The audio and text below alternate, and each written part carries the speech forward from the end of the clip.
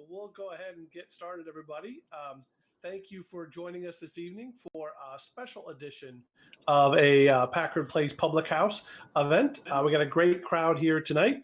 And of course, the event tonight is a little bit different because of the fact that we are doing this as a joint event with Pitch Breakfast, which we're really excited to be able to do. So our format tonight is going to be a little bit different, and we'll explain how all that is going to go down here in just a second. So I'm going to go ahead and share my screen again, and assuming I can get back to that presentation. Let me see if I can find that.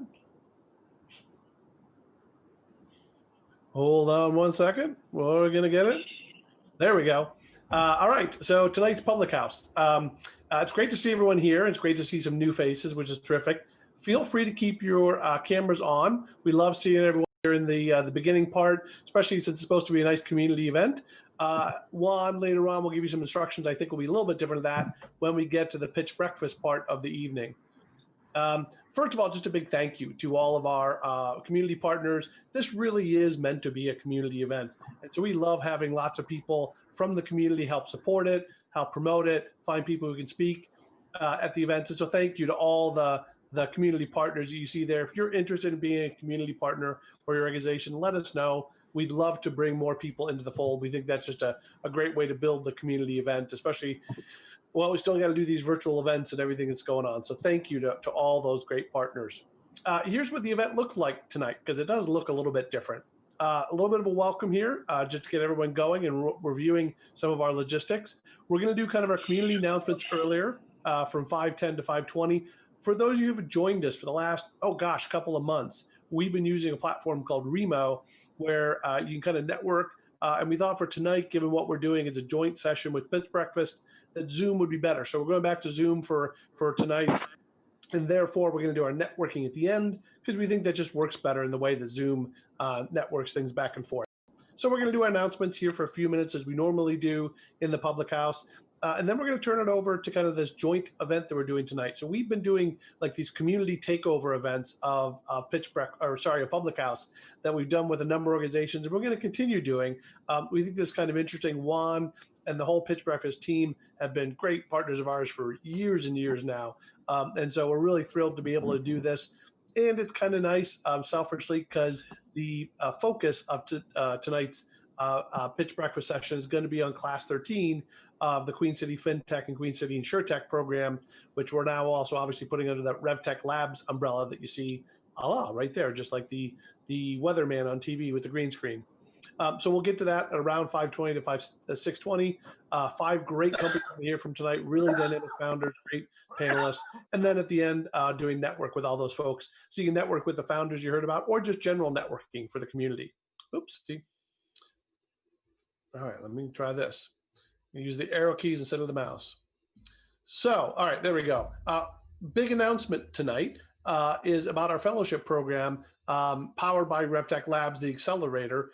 We have been doing this fellowship program for a while now, but it was really kind of free space. And the idea was entrepreneurs who are getting started, who we wanted to make sure they felt inclusive and part of the community, because we know how hard it is to start companies, and a number of great Packard Place fellows and alumni are on this call as well. We were able to get a little bit of money from the City of Charlotte in the CARES Act, which is why you see the Open for Business logo there. And that is fantastic because it's allowed us to amplify the program in terms of more entrepreneurial-oriented training. Think of it almost as an accelerator program or a pre-accelerator program for founders who are in companies, who are looking maybe to roll out, so kind of like executives to entrepreneurs. Think of maybe people who are small business owners who are looking to figure out how they go from a couple $100,000 in revenue to maybe double that.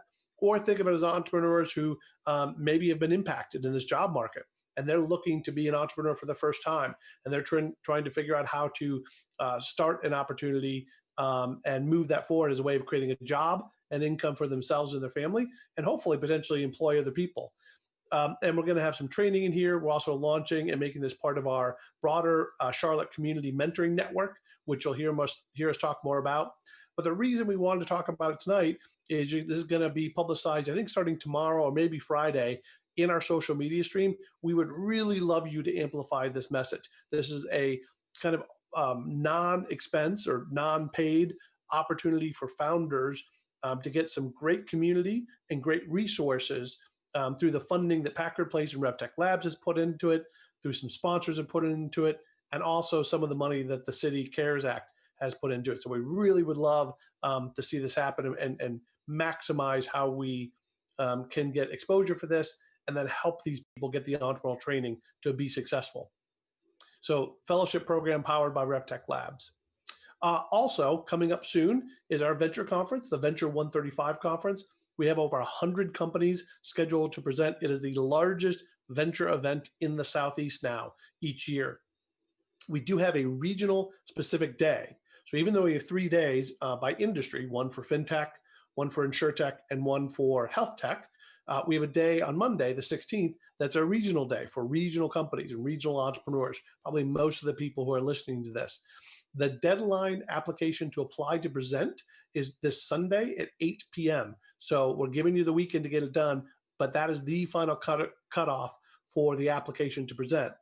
We don't charge you to present. We don't like the model of charging founders to present at a venture conference. We actually think it's a bit predatory. We're just looking for the best companies. And here we really want to provide social capital to our local and regional entrepreneurial ecosystem and the ability to get upstage and present to a huge audience of people and a huge audience of investors and venture capitalists. And so we really encourage people to apply. Also in our day where we do fintech, insurtech, and health tech, we have a special segment at the early stage, seed stage and angel stage, in those categories for traditionally underrepresented founders. Think female founders, founders of color, and that can be national. So if you happen to know some friends across the country who are early stage, have diversity in their leadership team, and in one of those segments, again, please encourage them to apply to present. I think this event is just going to be a killer event, and really excited to be able to do it. Also, partly because of the fact that Seed the South is not happening this year. We really think this regional day is a nice addition to the community to help kind of fill that void and give visibility to our entrepreneurs. So please go ahead and make that happen too. I think Jasmine put in the link there, the application for the fellowship, and we're gonna, there's the link that Caitlin just put in for the opportunity to pitch. Thank you for being on the ball on the chat. Thank you. A couple other quick things. Founders office hours. We do at Packard Place, we have a number of great entrepreneurs who've had some success in the community. They want to give back. And on the Packard Place website, this is another, Jasmine, maybe link you can throw in the chat. And it's open to everybody. These are founders who want to give back, and they literally open office hours where you can schedule time with them. And we have people who are experts in finance, experts in raising money, experts maybe on growth. And we're continuing to broaden that pool. So again, if there are folks that would be interested in being available to folks, it can be as little as an hour a month or a couple hours a month. So I know there's a bunch of really great entrepreneurs on the phone. Maybe we can convince our panelists, our great panelists tonight, to join us and do some founder office hours, because we really love to continue to broaden the pool of people that are doing that, and then the ability to take advantage of it. All right, we are a non-political organization, although I think we all probably on this call have our political beliefs. This is a apolitical announcement, or a kind of pro-democracy announcement. The election is coming up. You might have heard of it. November 3rd, there's an election coming up. We would love everyone on this call, regardless of who you vote for, to go out and vote, right? It is part, assuming you're eligible to vote, right? This is part of our civic duty. We want people to go out and participate.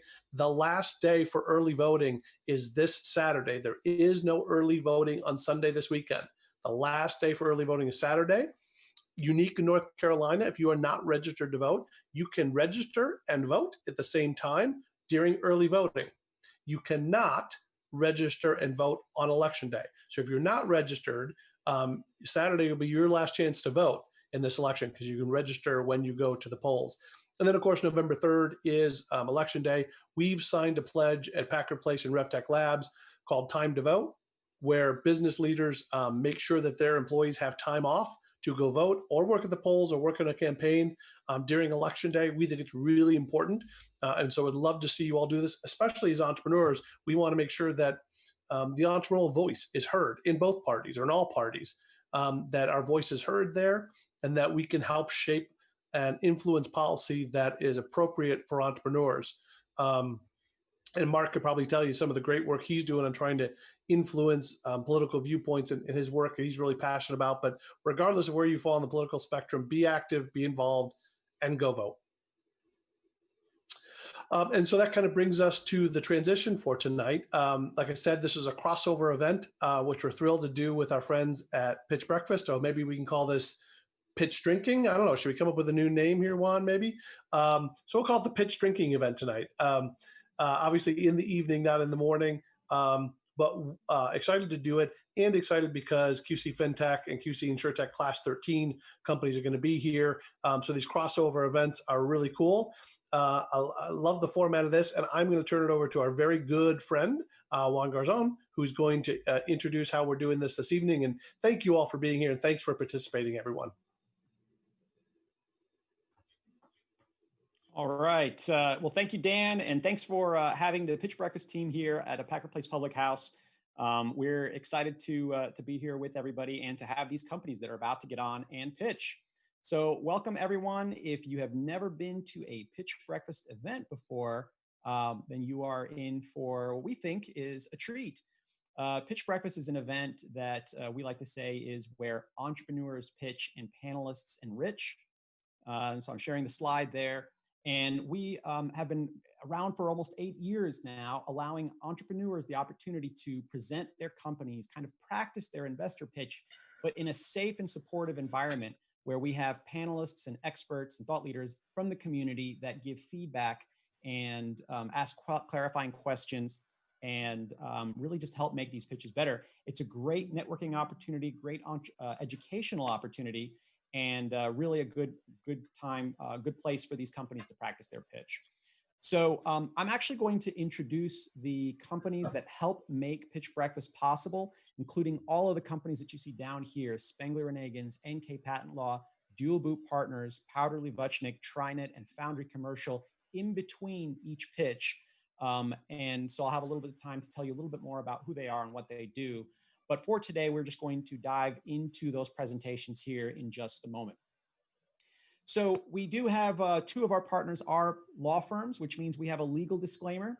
And if you haven't been to a Pitch Breakfast before, here's our legal disclaimer.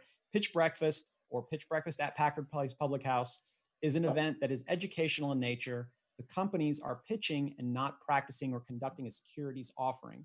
None of the companies pitching intend for this to be a general solicitation. So when they pitch for raising $500,000, $1 million, whatever they're asking for, they're not actually pitching you in the audience.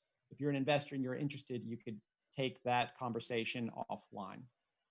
A few things that we do a little bit differently at Pitch Breakfast is we do ask that everybody mute themselves and turn their cameras off. We do this for two reasons. One, to make sure that all of the attention is on the companies that are pitching, and also so that the people, the founders that are pitching can see Laura's camera when she is holding up the timer indications throughout the pitch. So to do that, we do ask everybody just mute their microphones, turn their cameras off. We will be able to turn them back on at the end when we go into the networking portion of tonight's Pitch Breakfast at Public House event. If you have any questions for the panel, for the pitcher or for the panelist, you can enter those into the chat box, and we'll have an opportunity to get to some of those, or at least the founder will be able to follow up with those in the chat if we don't have time. And lastly, if for whatever reason you cannot get on, or you get bumped off, you don't have a connection, you can watch this event. It's being live streamed on both Facebook and YouTube. Just look for Pitch Breakfast or go to facebook.com/pitchbreakfast. And to all of everybody who's on the YouTube and Facebook community that's watching us, hello, and thanks for joining us. All right, today's format, which sometimes changes, is going to be the pitch format using a 3-minute pitch with slides. So each one of the companies here will have 3 minutes plus slides, and then it'll be followed by 7 minutes of feedback and clarifying questions from our panelists. So we have 5 companies, each one will have 3 minutes to pitch. We won't cut you off at the end at the 3 minutes, but you'll be eating into that feedback time. So we do want you to wrap up once you hear that buzzer. Today, our panelists include Garth Moulton, who is a sales personality. He's been with lots of tech and startup companies, most recently here with People, was also the co-founder of Jigsaw, which made some press a while back. So Garth, thank you so much for joining us today. I think you've been with us since the beginning, right? Yes, I have. Yes, Garth. Well, thanks so much for being here today. We also have Mark Brunage, Chief Investment Officer with the 2040 Fund. Also very active with Pitch Breakfast, been a panelist with us since the beginning as well. So Mark, thank you so much for joining us. Thanks, guys. Good to see everybody. All right. And with that, we're going to dive into the presentations. 5 companies here with the QC FinTech, as Dan mentioned, the Queen City FinTech Accelerator Program, Class 13 cohort. And the first company is going to be IsoGrib. So with that, I'm gonna turn off my screen share, and we're gonna have the IsoGrib team come on. Hey, this is Nils. I'm on. And then Travis. Yep, there you go. And then make sure you can. Do you have me up? Do you see me?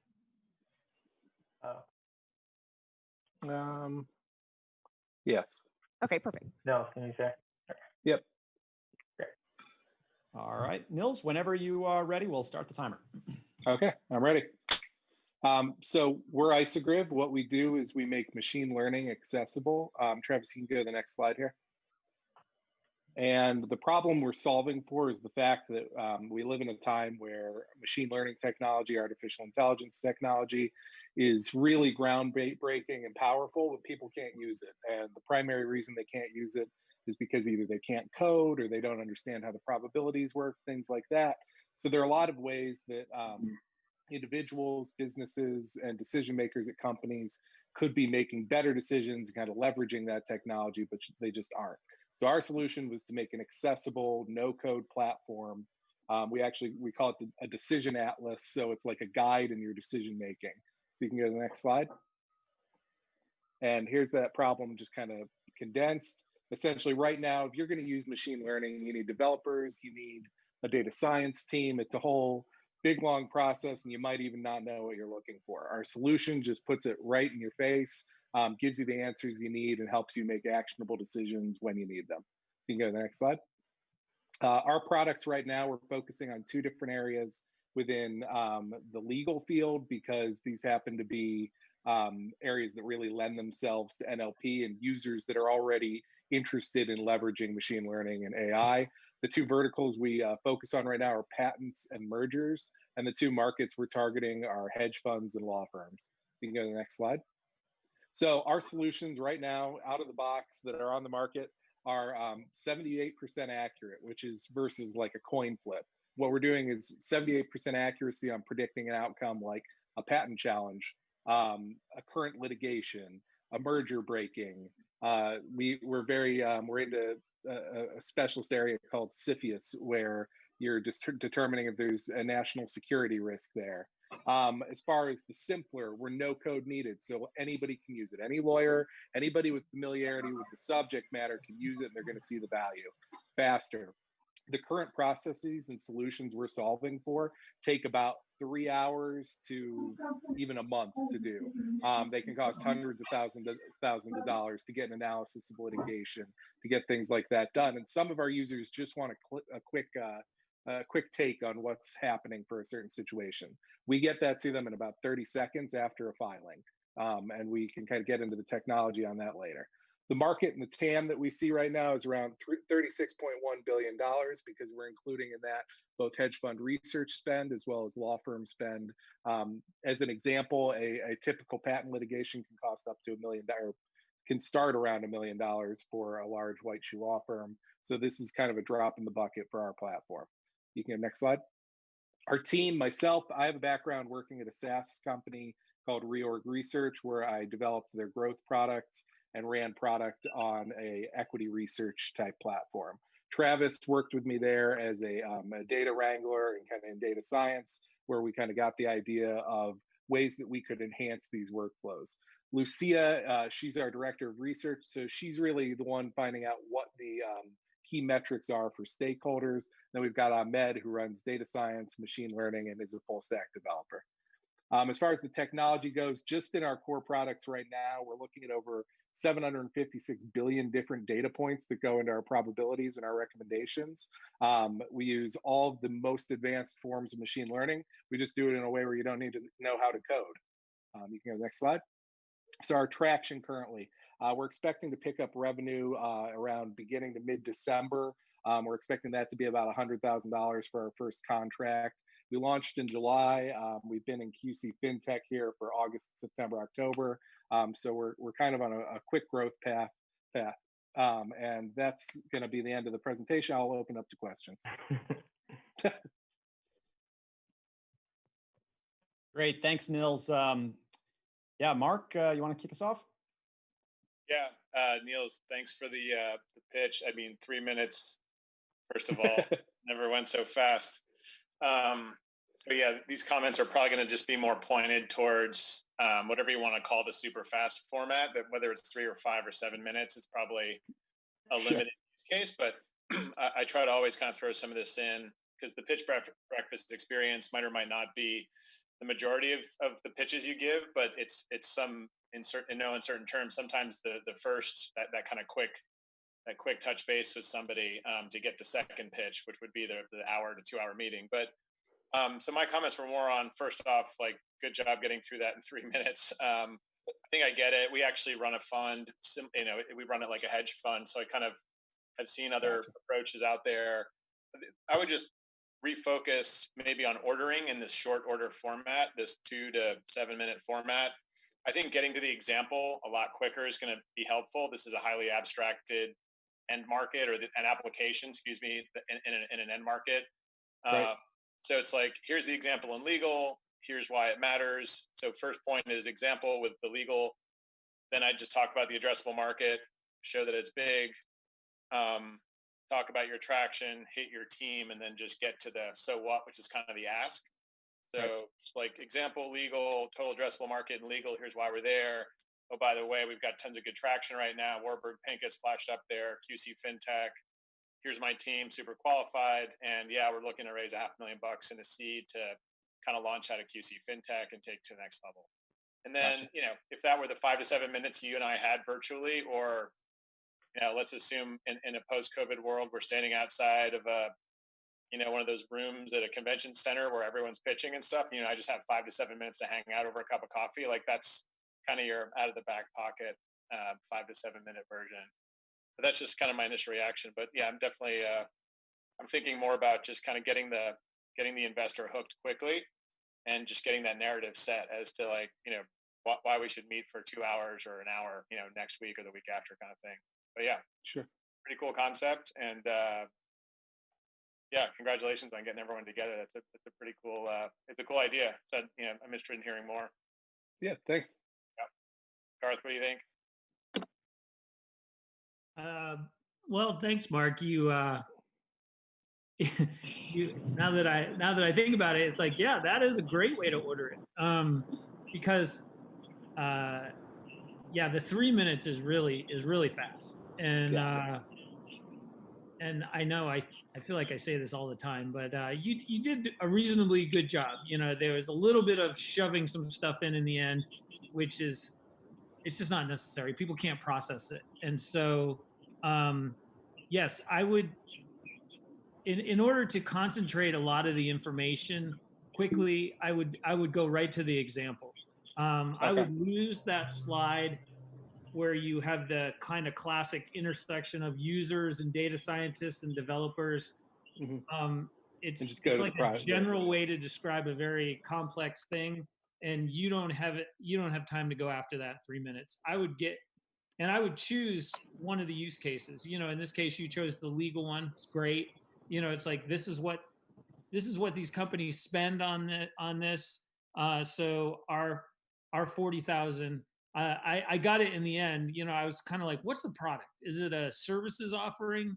So just maybe slipping that in, you could have put it in that sentence where you're like, a legal patent challenge is $1 million, so 40,000 for our package, of software and or whatever it is, subscription fee, is a no-brainer. Again, overall, I think you did a really good job of getting the information that was required out. Maybe just because what I'm always looking for, whether it's 3 minutes or 8 minutes or 20 minutes, I'm looking for who are you? Who is this? That's going after what is the market? Where's the money? From a realistic point of view, it's like whenever I see the $36 billion market, that we can address, you're like, really? It's like, all the four of you, but I get it. You've got to have potential, but just a tiny bit about why the four of you, it's which I think you have that, or maybe another name that's sort of behind you, which I think it might have been in there, but again, 3 minutes is tough. You did a great job. Yeah, just to pile on to that point, I think Garth used a word that's probably more apt here, which is like the example is really like a problem statement. Like, hey, in the legal field around patents, like the typical law firm in a year will spend hundreds of thousands of dollars doing X. Our platform allows them to do that a lot quicker, faster, better for less than X.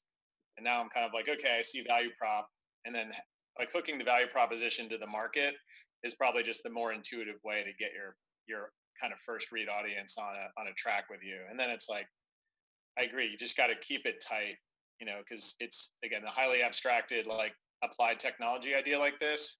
I think you used a phrase called, you used the words no code platform. Like that actually kind of seemed catchy to me. I was like, okay, I get it now.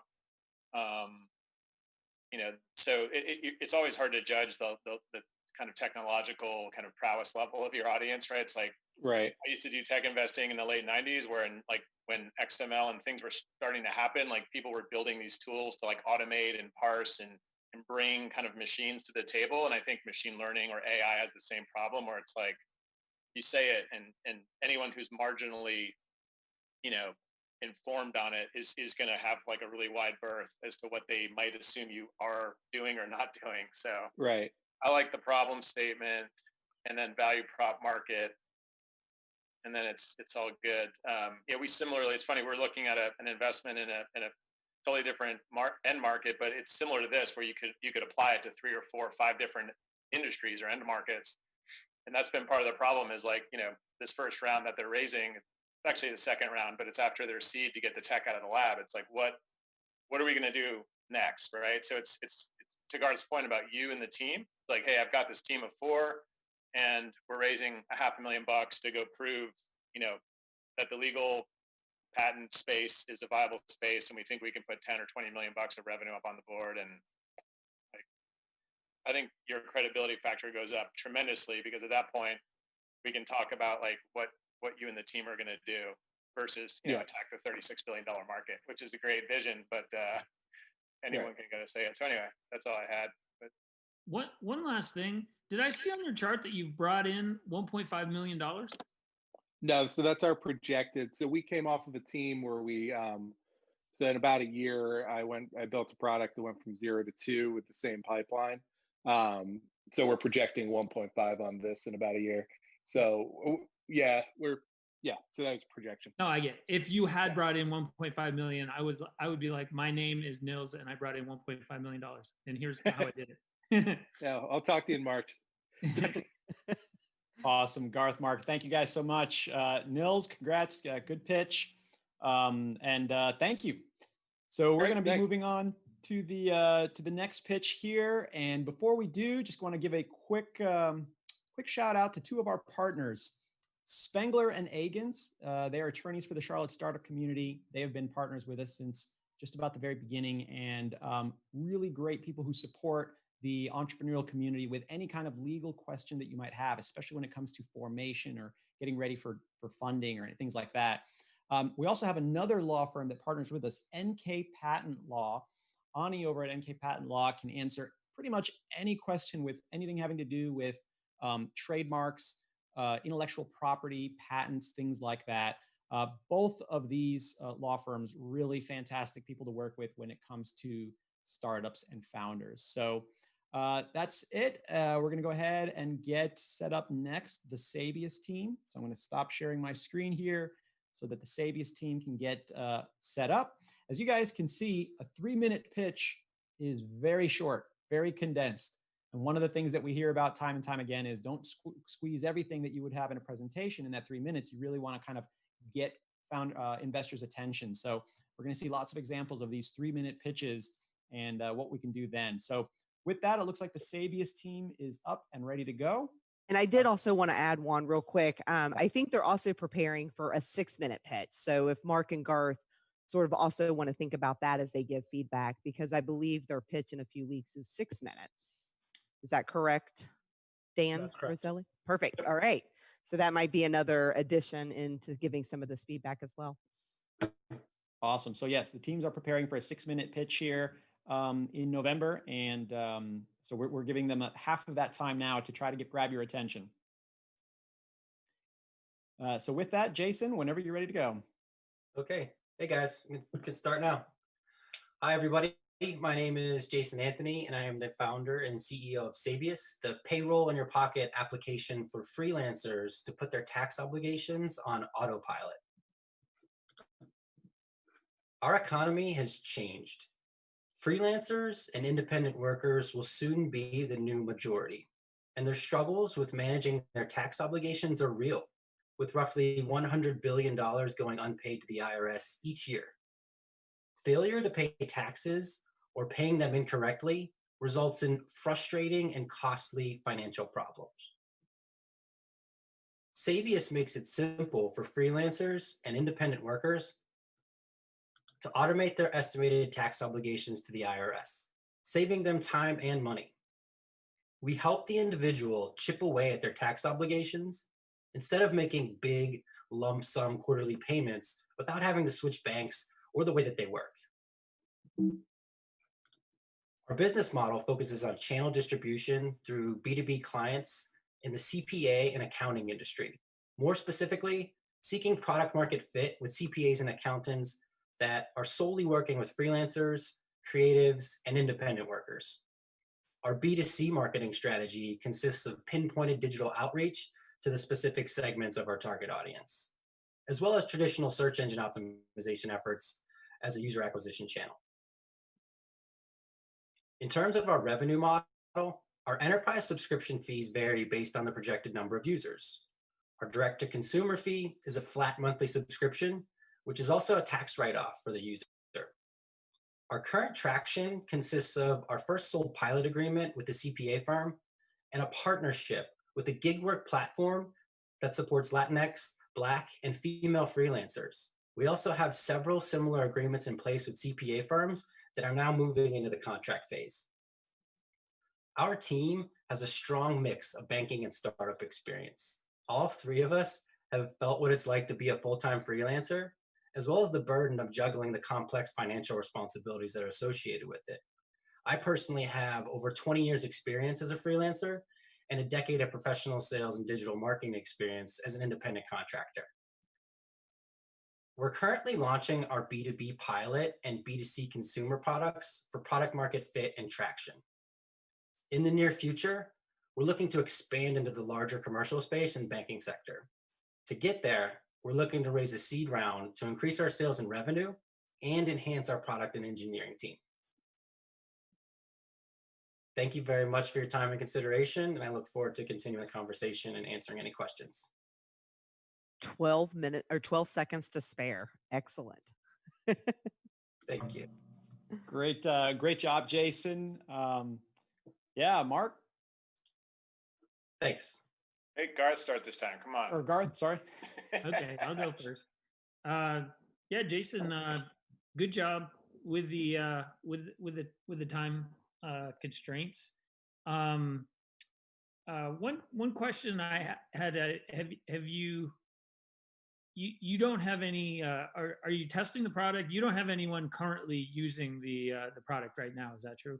We closed out our final beta round of testing to prepare for the final iteration, which is our launch here. So we're just wrapping up the loose ends on that development sprint, so we can get our pilot launched out there.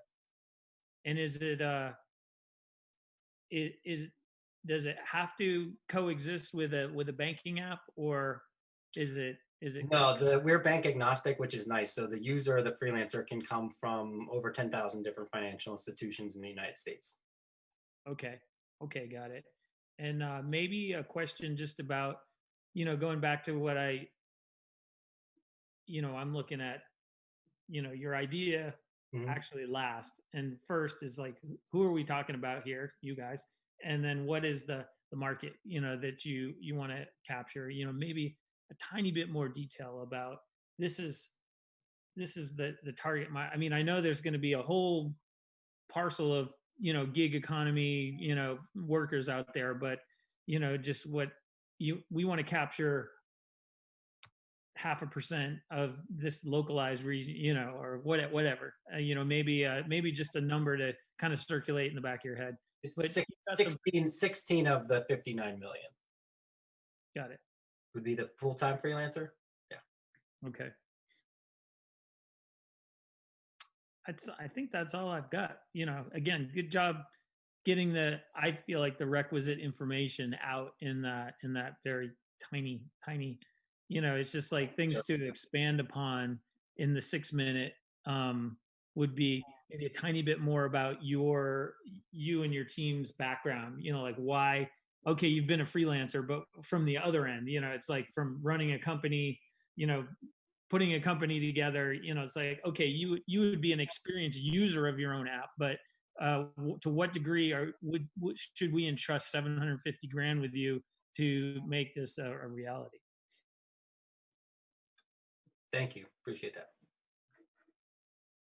Yep.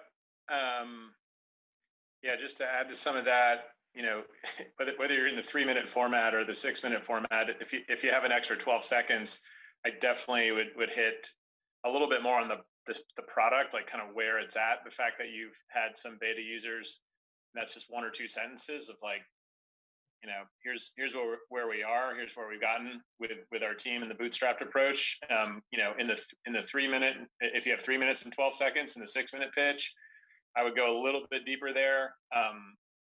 If you could actually pinpoint whether or not there is an integration with online banking or with data, I think I picked up on some of that, but just being really like precise on here's what we built. Like we built a piece of tech that quote unquote ingests or whatever, like takes in data this way or that way. So that's on the product side. I think you could put a little bit more meat on the bone in the 6-minute version there.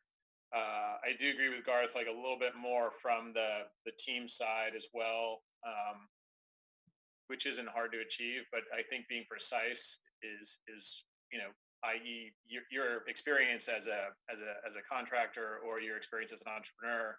It just gives people just a better connection to the narrative and the story and the team, and that's a big part of this. And then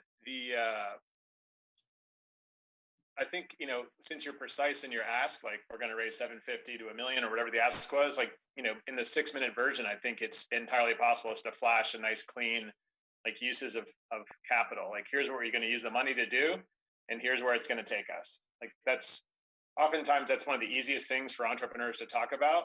And they sometimes, I don't know, for some reason, those parts of the pitch sometimes fall out. So it's like, I mean, think about that. If we're just casually chatting as startup entrepreneurs, like you're the CEO of a startup, I'm the CEO. Like, hey, what are you doing here? I'm like, oh, I'm trying to raise $1 million and need to hire 4 product developers and an art director and a whatever. And you're like, oh, whoa, so it just immediately kind of brings the audience in on the ask and where that capital is going. But otherwise, like, I thought you did a great job.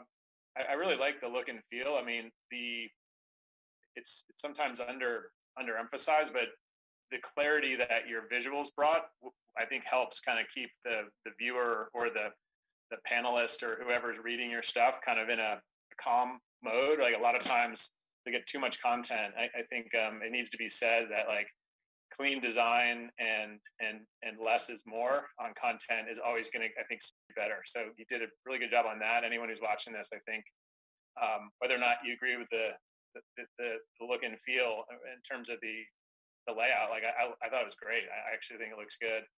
It also has a little bit of a Google vibe, the way you chose the colors, which I think might also kind of make you guys seem a little bit more interesting and mature than not, but great work on the arts and crafts, as we call them sometimes. I think you did a good job there. So good example of the right level and weighting of content in a 5, 6, 7 minute pitch.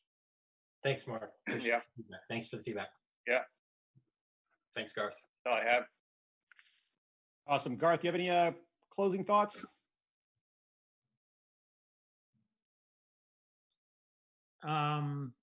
No. It's again, thank Mark for pointing out some things that I think that was my impression too, but I just didn't think to say anything about it. I did. I like the visuals. Awesome. Well, thank you guys. Thank you, Jason. Good job. Thanks. Sorry, hit the wrong button here. So while we get the next company, Trato, going to be getting up ready, we want to acknowledge another one of our partners, Dual Boot Partners. They've been a partner with Pitch Breakfast for a while and have worked on the technology that's running several of Charlotte's biggest startups. And they are fantastic partners to ask when it comes to questions about building your technology product and kind of building that tech that you might have for your startup.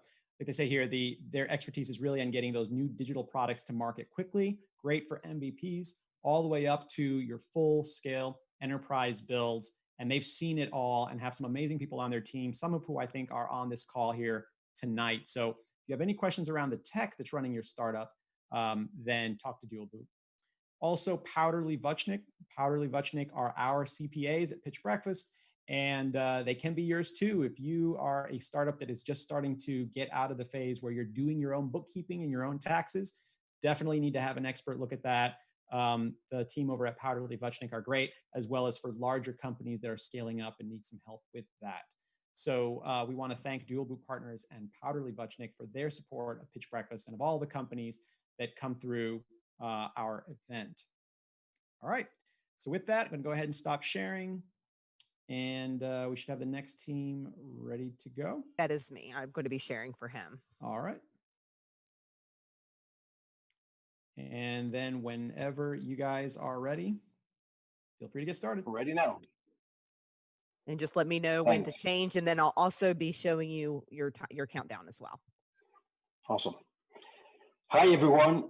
My name is Ignacio Bermeo. I'm a lawyer. I'm a programmer.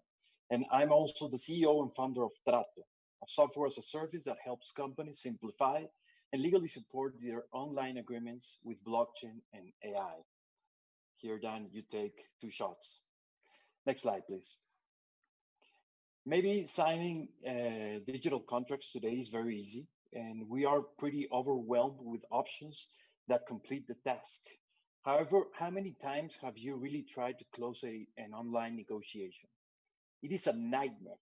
I mean, you send the first version by email, you receive a second version redlining the changes. You send that to your lawyer, and your lawyer makes additional changes. And this exchange can take several days, weeks, months. And well, at the end, it's not very clear what was the end of the negotiation, and everything seems a little bit confusing. Next slide, please. So that is why we built Trato.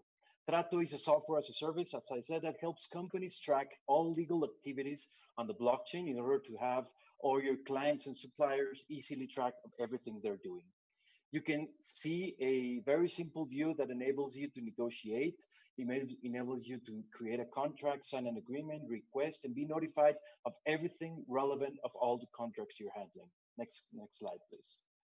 It has AI capabilities. It has the part of the blockchain where you can easily automate different payments that you can do, because at the end you have a very smart contract. Next slide. And the AI capabilities are mainly in order to get all the legal jargon that you would find in a contract and only show you the relevant information of each legal agreement. Next slide. So we already have traction. We have relevant clients, mainly in Latin America. We have Samsung, Sabadell, Bank Sabadell, Homey, Kavak, Rappi, Cabify, clients that have saved a lot of money in savings, in legal costs and management costs. Next slide. So our business model is pretty simple. We have 3 different plans: a team, pro, enterprise, and it mainly depends on how complex is your your legal agreements. Next slide. And the numbers, well, this is the growth we're expecting this year. With the COVID, we have been growing a lot. And the CLM market has a growth of 13.5%, which is growing a lot too this year. Next slide. Our team is specialized of different areas, mainly cryptography, legal tech lawyers, and we also partner a lot with a lot of law firms in order to provide our service. Next slide. And our competitors, well, they're mainly doing legal signatures. We are changing the way contracts should be handled. So the last slide basically says that if you ever need to find a good negotiation and find everything that's really happening with all your legal agreements, please come and use Trato, which will be the way you're going to solve your legal agreements. Thank you very much. Good job. Yeah, I think you're coming in right there at the buzzer. So good job on the timing. Yeah, Laura helped. All right, thank you, Ignacio. Garth and Mark, who wants to kick it off? Now it goes back to Mark because if we're taking turns, turn. yeah. So All right, Mark starts. Perfect. Just wanted to be even between Garth and I. So yeah, I mean, very, very interesting. I actually can relate to the problem. We actually just had a problem with a term sheet and versioning on an investment, and so I totally get it. The only things I would question up front are like the blockchain thing. I get. I don't know if you should emphasize blockchain as much up front. I think, after I heard you kind of walk through everything, I was like, I see what you're doing here, which is cool. So maybe like entering, the 3 or 6 minute pitch with kind of a more clarifying business statement, like contract workflow or however you want to describe it is broken.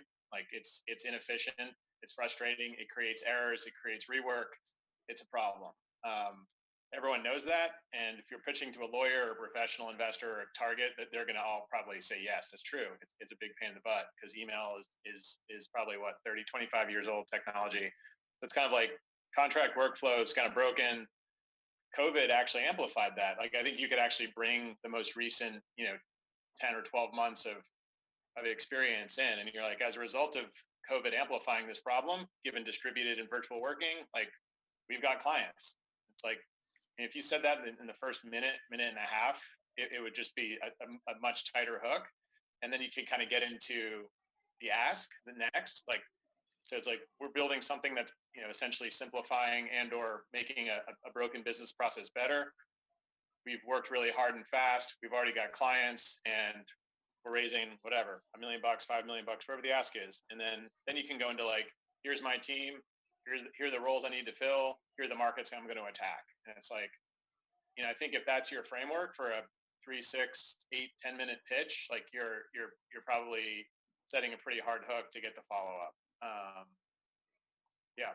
So, whether this was an investor pitch or a customer pitch, I think either way that's how my mind kind of thought about framing and sequencing your narrative in the shorter version. But yeah, I mean, good progress on the company as well. The fact that you guys are already kind of global and selling to those types of clients is a testimony to how good the product probably is. So definitely don't underemphasize that. But yeah, it's kind of my first reaction. Thank you, Mark. Yeah, I will definitely argue, even though you came in right at the 3 minutes, it was too much content for 3 minutes. There were too many slides. A couple of those slides there was a lot of stuff there, and unfortunately what just sort of came out, I mean, the big hook for me was, I'm in sales, and it's funny, we do have DocuSign and EcuSign and all EchoSign and all these tools that, but in advance of that, any company of any size wants to pass back and forth the old documents, the old way. And then just when it comes time to sign, it was like, okay, we crammed it in the EchoSign and sent it your way. And see how easy that was? And it was, so I think that if you opened with that, because what I heard was, hey, we're like DocuSign, but we have blockchain, so we're awesome, and then it was like, your next slide had so much information on it, and I didn't understand the point of it. Like the point was, I don't. As I said, I didn't understand what it was. And then it's so I think the way Mark sort of laid it out, it was just very, very quickly. It's like, yeah, we have DocuSign. You sort of did this, but we have DocuSign, but here's the hole, and this is what we're fixing. And definitely, like, to the degree that you've had success, I mean, I love that. It's like, tell me about the success. It's like, tell me about the success and then tell me what you're doing. It's like, because money talks. It's like people that you've got lots of feedback from the market. You're like, awesome. How many people paid money for it or actually implemented it into their process? That speaks volumes, especially in 3 minutes. Overall, I think it's really cool. I think there very much is a need. Like Mark said, yeah, I don't know that you need to lead so much with blockchain. It's like, it's just sort of like, oh, and it's secure and it's smart because of blockchain. Move on. In the 3 minutes. It's in the 1 hour pitch. You could get, particularly if one of the investors or one of the members of your audience showed a proclivity for being super interested in that, then you can run down that road with them. But I think it's almost like people are on guard for buzzwords, and just like, to the degree where you're like, it's secure or it's smart or it's easy to transact because of blockchain, and then just make that point and move on, especially in 3 minutes. But overall, yeah, good job. Excellent. Thank you, Garth. Awesome. Thank you, Ignacio. And thank you, Garth and Mark. Reminder to everybody, if you have any questions for the founders or for the panelists, you want to get clarity on anything like that, feel free to drop your comments in the chat box. And that way the founders, once we get on to the next company, they can go on there, they can answer that question. And of course, we're going to have an opportunity to network with the founders here after all of the companies have pitched. So with that, I think that's all for this one. I'm going to go ahead and share my screen one more time here as we go ahead and get LendMe on deck. So the next company to pitch is going to be LendMe. And we want to, while they're getting set up, give a big thank you to a couple more of our partners, including TriNet, which provides HR solutions, cloud-based HR solutions for companies large and small. So if you are 3 employees and you're just starting to mess with things like benefits and payroll and all of that, all the way to larger companies that are dealing with risk and compliance, talk to TriNet about your HR needs. And also Foundry Commercial, for a lot of startups that are scaling out to the point where they're no longer in a co-working space and they really want to move into that sort of large refurbished cotton mill loft type of place. Foundry's has helped lots of startups save a lot of money on their office space and find something that really helps to build their brand, build their culture. And they do a great job at it. So talk to Foundry if you're looking for office space. And a big thank you to both of these companies for also supporting Pitch Breakfast. So with that, we're going to go ahead and get started here with the LendMe team. And Laura, I think you're setting their slides up as well. No, it looks like Mark's doing that. So Mark, once you get that set up, just let us know when you're ready to go and we'll go ahead and start the timer for you. I'm ready. Hi, everyone. Can you guys hear me? Hello? Yes, you are Can good. you hear me? Go ahead. Okay, cool. So hi, everyone. I'm Mark. I'm the founder and CEO of LendMe. And LendMe is a subscription-based peer-to-peer lending platform that focuses on small amount loan market. Since our launch in 2019, we have 200,000 users, 2.5 million of loans originated on our platform, and 10,000 loans originated. If you look at the small amount loan market right now, which it's if someone wants to borrow $200 to $500, there is a huge gap in that market. 138 million Americans, they struggle financially and need for a short-term cash. The average interest rate that they charged for that borrower is actually 400% APR that's charged by payday loan lender or other online lender. The average borrow in that segment is around 10 times per year. And that's what made us think about like a subscription-based model. But we didn't stop looking only from the borrower side, but we also looked from the lender side, like lending business. Why banks don't want to involve in that segment? One, we found there is no full picture of the borrower risk profile. We found that there is high operation cost in either shop rent or salaries or just regular operations. Third is they still use a traditional way to either evaluate borrower or collect payment. That's why we thought about Lendme. Lendme is a fully automated subscription-based lending platform that starting from acquiring borrower and to collecting payment. So basically, Lendme connect borrower with lenders, with data provider to give more insight about the lender risk profile, financial institution lending business, and collection agencies, all in one marketplace that they can transact all their data. So, I mean, if you looked at loan profitability right now, I mean, this is it basically operational cost, default rate, and user acquisition. So Lendme is trying to improve lower the operational cost, lower the default rate by giving more data and insight about borrower risk profile, and reduce the acquisition cost by having a new online solution using an app. And by doing all of that, we can definitely work on reducing the annual interest rate, and by that, increase the loan profitability. This is the market size right now. I mean, usually consumers spend around $141 billion. We focus only in $62 billion market.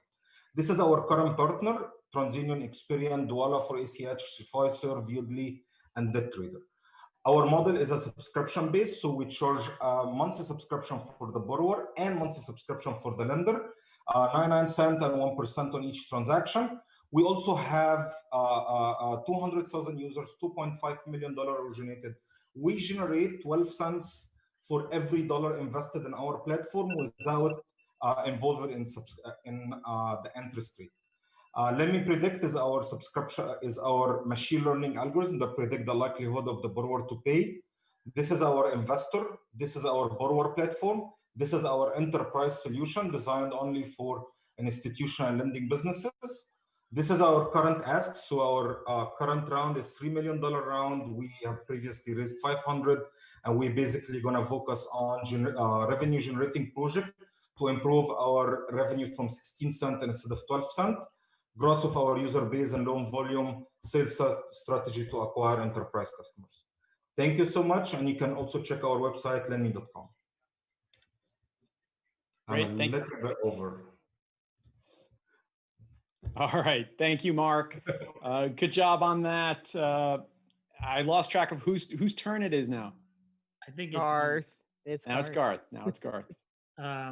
So again, at the risk of sounding like a broken record, I mean, this was too much content for 3 minutes. I was really interested. I was trying like hell to keep up with you in the end there, but you were just trying to get the slides out there. I mean, some of those numbers were very, very interesting, but it was just too fast. It was just I'm a human, stupid human, and I think one way to combat that, because there's definitely some information that you had to get out, like your intro is too long. Like, I get it. I know what that is. My first most immediate question too was, there are companies out there, like name brands, and unfortunately I can't just like pop out the names, but I know that they're out there. You need to address that and say, we're like, whatever, Lending Club or whatever, but this is how we're different. Another point, in the end, you've had some success. Did you say you have 200,000 registered users? Like, I want to hear about that right off the bat. Like, just, again, there's people doing this, and it was a while before I'm like, is this all app based, or I didn't understand the what is it? And maybe I think in the 3-minute format, you're going to have to, instead of sort of talking about the market and, that you're a SaaS and whatever, maybe just an example, just like, here's somebody, that couldn't get a loan otherwise, and they use the app and this is, they borrowed $2,000 and they were able to do this, and and this was what happened, and they saved this, and the borrower was saved, and that's how you could work some of the numbers in, instead of just in sort of generic fashion like you did in the beginning, and it would be quick. Obviously, I mean, I think that if you had 8 to 10 minutes, then this would have been a much different presentation, because I think you had a lot of, this seems like a very good idea to me. I mean, it's, I just intuitively understand the market, that people need this, maybe even a nod to how COVID has increased, or, because it's my perception that that COVID would accelerate this, and the need for this, and the services that you're providing, particularly around, making these things happen, and whereas, lenders could be very conservative because they're like, oh, I can't really get information fast enough about these people. It's like our platform does this. But I don't know. I think I'm done. Thank you so much. Yeah, I'll do two things. One, I'll just give some high level, and then maybe I'll reorder your pitch again. That seems to be my move tonight. So I'll just run with it. But there's this phrase sometimes we'll use on my team. I have a few guys on the team, analysts, and sometimes we'll say this after a pitch. We'll say, if you're explaining, you're losing. So you were explaining a lot in there. And so rather than explain so much in the sub 10-minute pitch, you've got to show or demonstrate. So I think up front, like first hit is product. Like, this is what it is. Like, kind of state it. Don't over explain the product. Just like, subscription-based lending platform. I'm using my words. You don't have to take my words, but that's kind of the vibe I got. The P2P thing, the words weren't on the slide. It threw me off a bit. I think P2P is an attribute, but hey, like, we're a subscription-based lending platform. We have lots of traction is the second slide, right? Show all the lenders that you're already working with, and show the fact that you have 200,000 users, per Garth's point. Third slide or third slide is like, banking brands or who you're working with, business model, and then ask. Like, those 5 points, more showing and less explaining is I think just going to really set the hook, as I always say, on like, oh, okay, I do agree with Garth. I was literally waiting for we're just like Lending Club, but this is how we do it better. So I think that's actually, you could say that's a good or a bad thing. And some of these ideas is actually helpful, right? So highly abstracted kind of peer-to-peer lending, subscription-based lending, I get lost in the complexity a bit. So you either show me with an analog or show me with an example, or just literally show me with a picture. And then it's like, okay, now we can go deeper. But yeah, I would just reorder it a little bit, and just don't try to over-explain this product. Just try to show exactly, like, here's a block called user, or whatever, the person looking for money. When I say subscription, I mean, low dollar amount, 1,000, and high frequency, 12 times a year. So I'm like, oh, cool. So $1,000 loans, 12 times a year, 1 time a month. Like, now you don't have to explain to me all the other attributes of the user and this experience that you were trying to get out in 3 minutes, because it's not going to help. So yeah, I like kind of the hit me with the product, visuals are better, show me the traction, show me the partners, show me the 200,000 users. And now you're like, it's not an idea anymore. It's a real viable company, which is, I got that impression, but it didn't really knock me off my feet. But yeah, I mean, it's very, very cool idea. Super crowded space, pretty competitive. And so that's cool too, right? You're not out there chasing butterflies on some idea that no one's ever thought of. It's actually in a market that has some real substance, and I think has some real opportunity. So very cool. Yeah, just don't explain as much. Demonstrate and show, because when you're explaining too much, you're kind of losing, right? You're burning time. And when you're burning time, it's like, I'm moving on to the next problem in my mind, probably. So anyway, yeah. Thank you. Awesome. Thanks, Mark and Garth. Mark Maurice, we did have a question in the chat, and we've got, I think, about half a minute left. How many of those 200,000 subscribers have you adopted since COVID? So, I mean, the current average daily download is around 400%. sorry, 400 users per day, and that's the average daily subscribers right now. But I mean, before that, it was just like 250 average. That's the difference between before COVID and after COVID. Great, great. Thank you. And thanks, Mason, for the question. What Again, percentage if you of guys users actually do a loan? I mean, we have a 30% to 40% fulfillment of the loans. So, I mean, we always have a supply more than the demand. A demand more than the supply. So that's why we're working more into adding more lenders to our platform. Awesome. Thank you, guys. And thank you, Mark, for the pitch from LendMe. So we have one more company that we're going to be having getting a pitch from here. It's the company Share. So they're going to be the fifth and final company from the Queen City FinTech cohort team.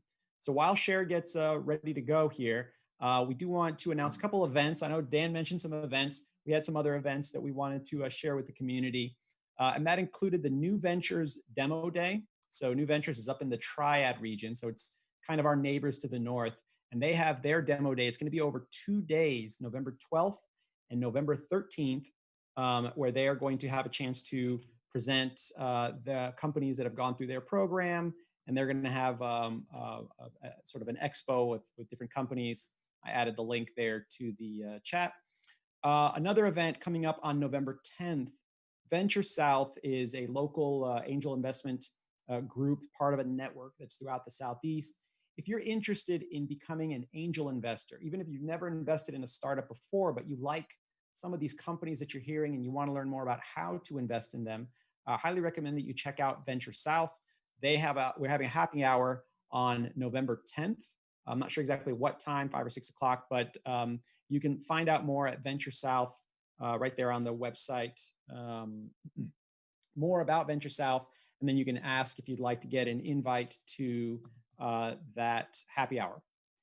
And last but not least, the Rocket Pitch. It's a new pitch event on November 10th at 5:30. That one's going to be on Eventbrite. Also as another sort of a pitch competition from Tabris, which is another co-working space that they're putting on some pitch events as well, and are looking to kind of get that one out. If you want to learn more about that one, the Eventbrite link is in the chat.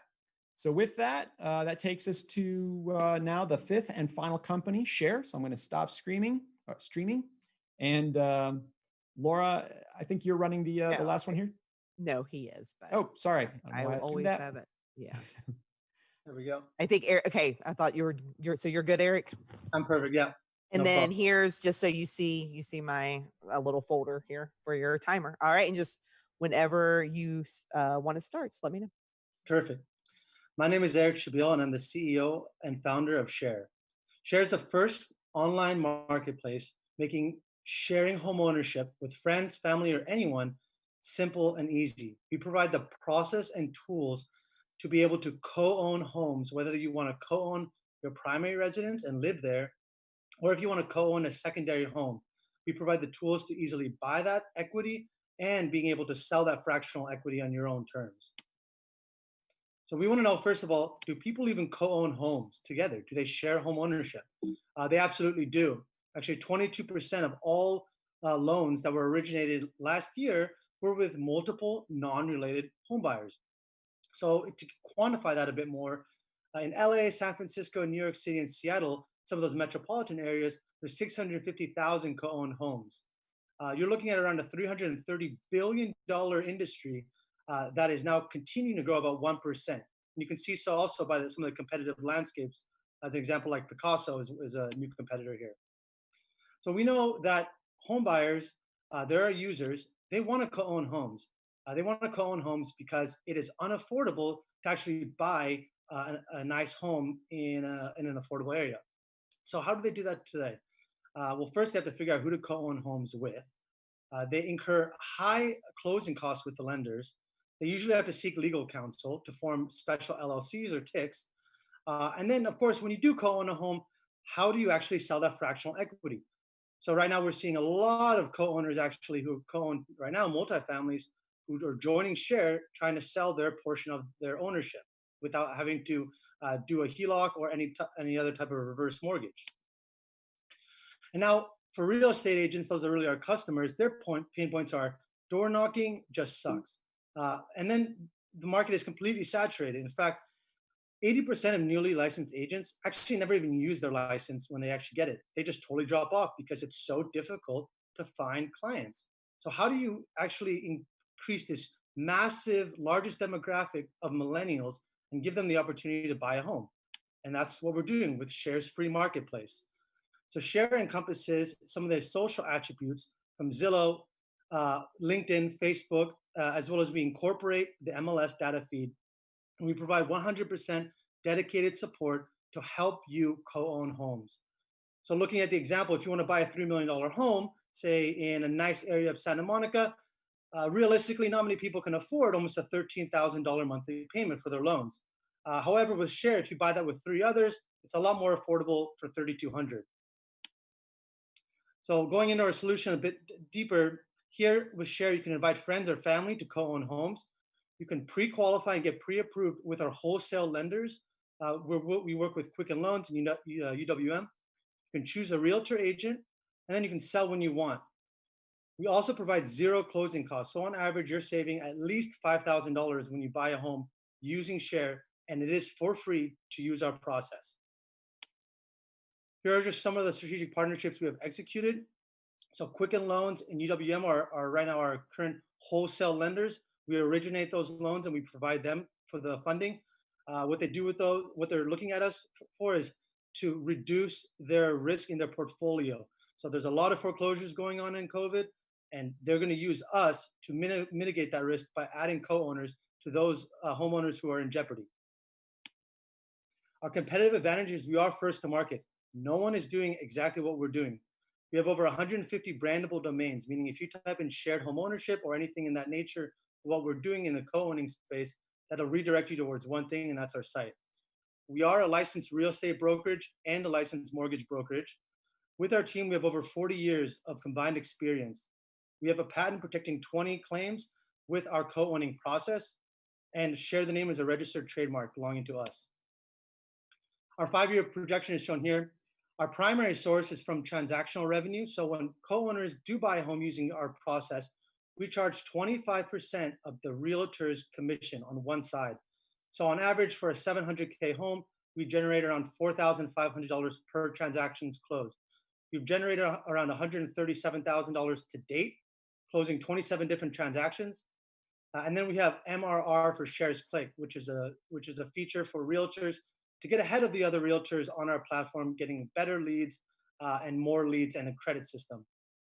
And our future sources of revenue are buying distressed fractional ownership rights, processing fees for collecting those different payments from our co-owners, and assisting those sellers with the sale of their fractional ownership.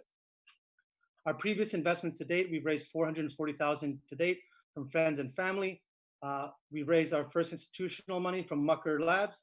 We've built our prototype. We have over 61,000 accounts. We are now in beta. We were accepted across multiple accelerators, and we've converted 10,000 California realtors to actually joining Share. We've closed 27 homes. We have about 300 plus buyers at the end of the funnel to close those transactions. We've been featured on CBS. We were selected as the National Association of Realtors as a finalist to speak at their summit last year and Startup of the Year finalist. Our full-time Share team is shown here.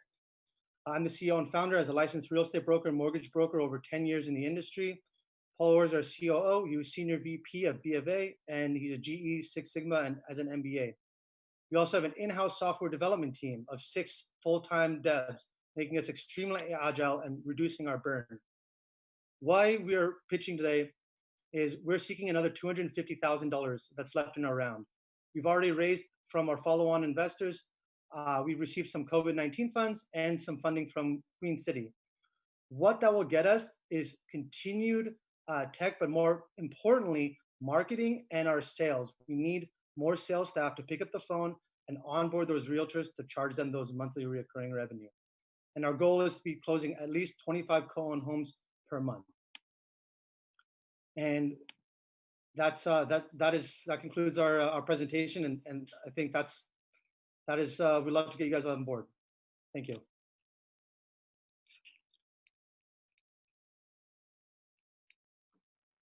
All right. Thanks, Eric. Thank you for that. We did run a little bit over, so we're into the feedback time. Not sure if you were able to see Laura's timers there, but Mark, Garth, if you guys want to dive in? Yeah, I'll dive in real quick. I'll make a couple points. I think the entry into the pitch kind of, you need to get a little more sharp, right? Like co-ownership. I think I understand the concept. There was a lot of data up there. I think something a little bit more in line with like, there's 650,000 homes that are co-owned, given current transaction levels, so many transactions a year. And then I would have gone maybe at that point to the pain point with realtors. I still, even after the entire pitch, I don't totally follow what the pain point is for the realtor. I mean, I get it. Like, this is kind of a new and emerging and a more important concept in real estate. But I just feel like if you describe co-ownership in homes, said there's a lot of transactions out there for us to go get, we're first in market, and we solve this pain point, that would have kind of gotten me there a lot tighter in 2 minutes, the first couple minutes. I would also move the investor success up front. Like, you've already raised money, you're filling out the round. You got to bring that up front, because that's just going to get me more hooked on the idea. And then, just to focus on a negative point, the competitive advantage slide didn't really feel like a competitive advantage slide. Like, you said something that sounded like competitive advantage, and then you went into like complexity. I started to think like that slide didn't, I'm not even sure it was on there in terms of words, but the way you kind of started verbally, it felt like you pivoted. So I would say that in general, like Garth said this earlier, which is always a good point, there's probably too much on these slides. You're trying to get too many ideas across. You're relying on the slides to kind of guide your narrative, and it comes across in kind of a more broken narrative than it does like a straight line that's getting me to like lock in on whether or not I want to follow up with you. So I'd say like a little bit tighter up front. This is what co-ownership is. There's a pain point, a very tight explanation of why your competitive advantage is, like you're first out there, and then like we've raised money, boom, you're good. So I'd say go back and rewrite the paper with half the content, and I think you'll have a better shot, and practice it more. I mean, I just say, whether this is your first or your 100th pitch, you're going to have to get a better mastery of the narrative, the flow of the narrative, because it just, again, it felt like you were kind of bobbing and weaving and ducking around the story a little bit, which it just doesn't sing and resonate as hard when you're in that mode. So that's how it felt. But yeah, a very cool concept, and the fact that you guys have raised money should really be the real reason for someone to want to follow up here, and it seems like a big market. So cool idea, or product, I should say. Thank you, Mark. Yeah, I thought it was pretty cool too. I also was confused, and part of it might just be because I just don't know anything about it, and I guess I was having a hard time getting my arms around, like, what are we talking about here? Are we talking about a bunch of people living together? I think when you talked about people want to buy a home, some unrelated people want to buy a home in Malibu for $3 million. I was waiting for a couple more sentences. I'm like, yeah, tell me what it is and advantage. When you talked a little bit about the realtors not using their licenses, you completely lost me there. I'm like, I didn't understand how this, so people, they have to use their license to sell like this, or this will bring them back into doing their job, or I didn't get that. Obviously, what Mark said, it was too much content, but there were definitely some gems in there. But complete news to me that there were, in those 3 markets alone, there's 650,000 homes that have been bought in this way.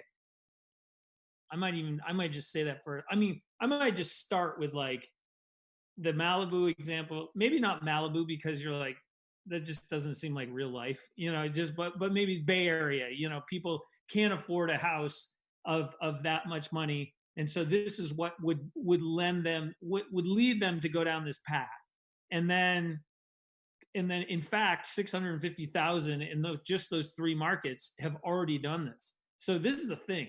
It's I totally agree with Mark. A barrier to entry, a first mover advantage in things like this is it's almost a disadvantage. You know, it's because you got to blaze all the trails, you got to educate all the dummies like me. You know, it's like if you've got a couple of other competitors out there where you can be like, yeah, we're like them, but they've already stepped in a bunch of potholes, and we're not going to do that. We do this better, this better, this better. We're quicker, better, faster, you know, stronger. So, but yeah, overall, I mean, I found it very interesting, and it's and you know, very opportunistic. You know how you jumped on this, and and the success that you've had. You know, always, you know, get that right out in front. You know, other people are doing this with us, and we are, and we're everybody loves a winner, right? And everybody wants to jump on to your success. Awesome. Thank you so much, Garth. Thank you, Eric. Great job, Garth. Mark, thanks so much to you guys for being panelists again today and for your feedback and insightful questions to all of the companies. We really appreciate having you guys. And then thanks to all of the companies. Really appreciate all of you coming on here, giving us that 3-minute pitch. We know 3 minutes is not easy. You feel like there's a lot of information to cram into a little bit of time. But you guys all did a great job, and we appreciate you guys doing it. And we hope to see more of these pitches come the Venture 135 conference. So, you know, big virtual applause to the entire QC FinTech Class 13 cohort of Isogriv, Sabius, Trato, LendMe, and Share.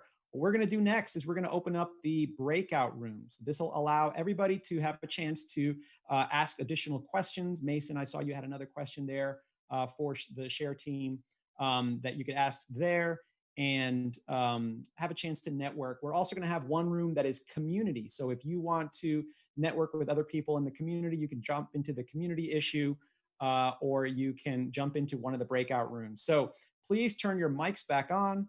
Please turn your cameras back on. I'm going to go ahead and open the breakout rooms.